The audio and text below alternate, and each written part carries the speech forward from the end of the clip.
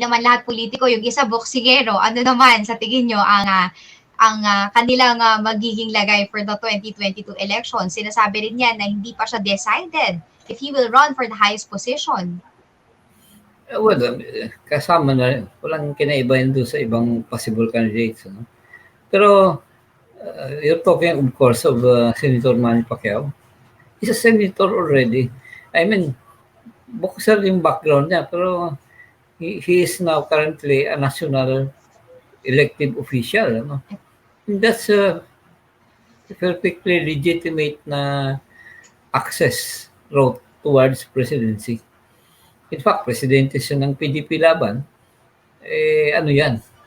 Hindi nakapagtataka na i-consider siya. Sir, pero yun nga, recently, meron pa rin sila nga hidwaan sa loob ng PDP Laban and they were contesting the Coco Pimentel and Pacquiao faction. They were contesting na sila ang original members ng PDP Laban. So ito pa rin ba ay part lang din ng pampaingay ng grupo? Mukhang, sa tingin ko mukhang hindi. Kasi real na possible candidate talaga si Senator Manny Pacquiao. Kung wala lang Sara, maliwanag yung kanilang kandidato eh. At yun ang argument actually ng group na yan. That kuha ka pa ng tagalabas. Sara Duterte is not a member of PDP Laban. Meron tayong kandidato eh. Hindi lang simpleng kandidato, kundi posibleng mananalo pa. And may resources to run. Exactly. Ano?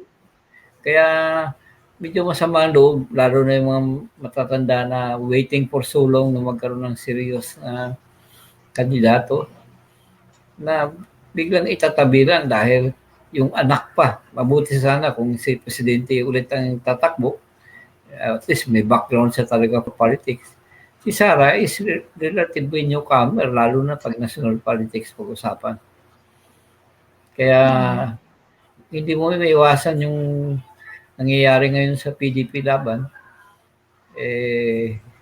Yan ang malaking sakit ng ulo ng Presidente kasi he has to convince those people sa PDP Laban to support Sara. Pero how would they support when they have their own? In fact, their own president is a possible presidential candidate.